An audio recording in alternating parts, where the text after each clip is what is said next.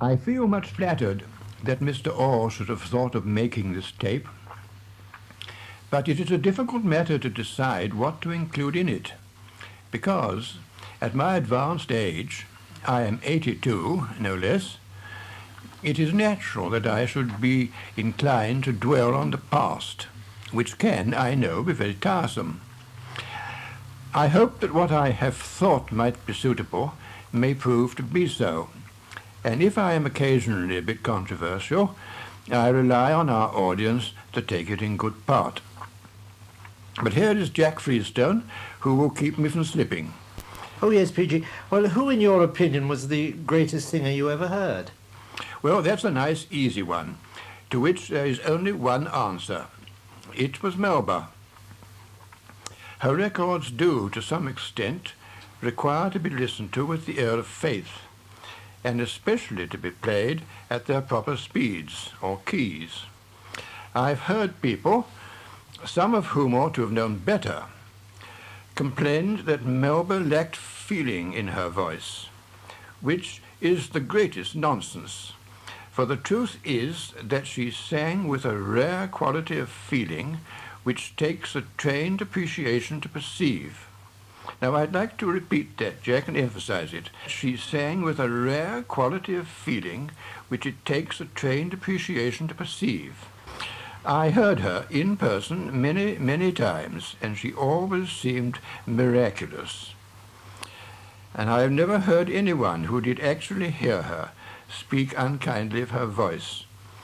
She had so much that no other singer had, and she lived on a pedestal by herself. Naturally, one must allow for differences in taste, but I believe that in the rare presence of absolute perfection, no dispute should be possible. Now, how do you feel about that point, Jack?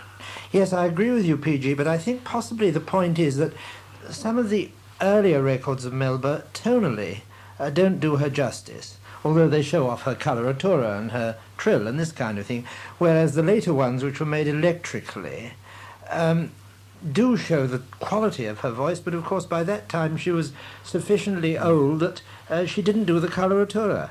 But I think we can choose a record, don't you, that possibly combines the qualities of both. But I'd like to choose one which showed her emotional qualities. Ah, yes. I contend that she did sing emotionally when she wanted to. Well, do you think one we discussed previously and we thought would be very good would be the Chant Hindou? So Lovely, shall we play yes. that now? Yes, that's a lovely example. It's a lament, this Chant Hindou, and it's supposed to be about a young girl who has lost her lover, and she's so desolate about it that she seems to, Melba seems to get the idea into her voice so marvelously realistically that you can almost weep with her.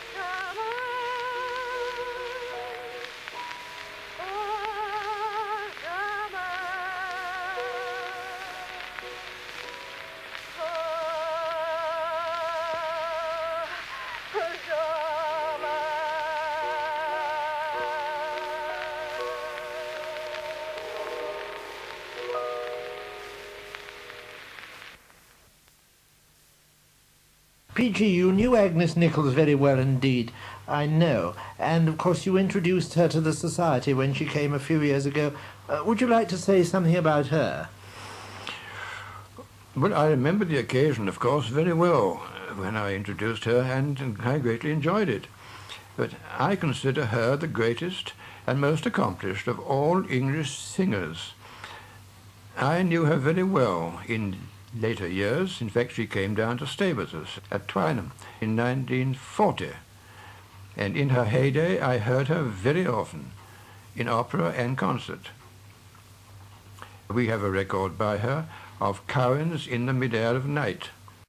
Yes. Now, you heard that earlier in the afternoon, PG. Before we play it, didn't you think that she showed possibly not her dramatic qualities, but other qualities? Was there anything you could mention that you heard in the record that would convey to you the singing of Agnes Nichols? Well, of course, her style was the grand style, really, not the small songs. And things like Ocean Thou Mighty Monster and the big things. But I think that even her treatment of this little song is so masterly that I think it's worth playing for its own sake. But she didn't make a great many at the time of the heyday, what I call the heyday recording. It was more when they were being more concerned about how they were going to avoid harshness. Do you agree? I do. The point I noticed in the singing particularly was, the sustained quality of the high notes. That I think came out beautifully. The steadiness. Yes. The steadiness. It was a kind of Melba quality.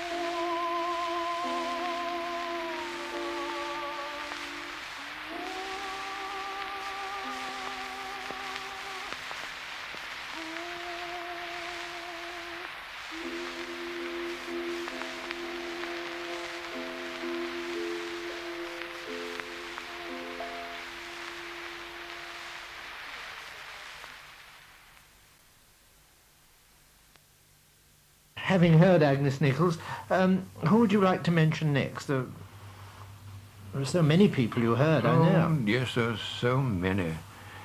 But in any company, one cannot omit Destin, who I think is one of the greatest of all artists. And her greatest role, I think, was that of Donna Anna. I remember I heard her at her debut. That was in 1904. And she made quite a sensation. And I heard her again in the same role in 1914, 10 years later. She was the one and only Donna Anna, in my opinion, who was absolutely perfect. Now, we've got one record of hers. I think we're going to play an air from Butterfly. That's right. Butterfly isn't a great favourite of mine, but when it's sung by Destin in this style, there's no denying it.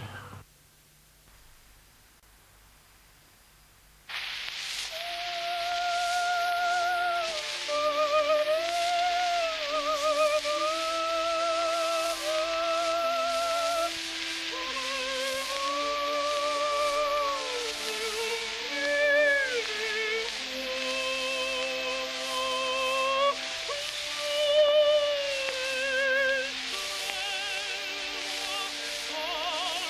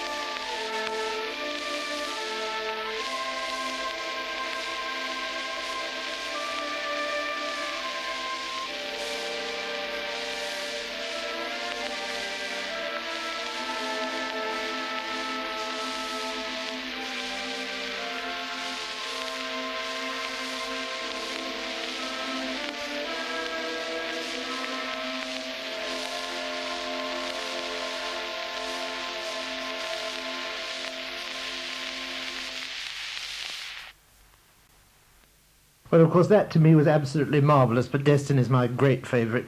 But I don't think you ever met Destin, did you? No. But there were some singers who you knew very well personally. I think you knew Zélie de Lucin very well, for example. Oh, yes. She was a star turn. Yes, indeed. The first time I met her was at a party which was given specially for me to meet her. And we got on so well together that before we broke up, she asked me to dine with her the following week. And our friendship matured rapidly and lasted unbroken until her death 12 years later. She was our guest in the country for 5 weeks, and no more stimulating guest could be imagined. She never at a loss, she was never out of temper, she was never anything but brilliant, and so kind. And what did you think of her as a singer? Well, of course, that was long before I met her. I heard her in Carmen in 1908. Well, she was almost packing up then, really. But as Giulietta in The Tales of Hoffmann, she was truly remarkable. As an acting performance, I think it was the best I ever heard, the only possible one, which was the real Giulietta. And I remember saying to her at a party many years later, "You know, Zélie, you were the only Giulietta that ever was." And she replied in that rich voice of hers, "Oh, I wouldn't say that." And I repeated, "The only Giulietta that ever was." I have reason to remember that because our host had concealed a microphone to pick up snatches of the conversation. That must have been quite a party, wasn't it? Oh, it was a party.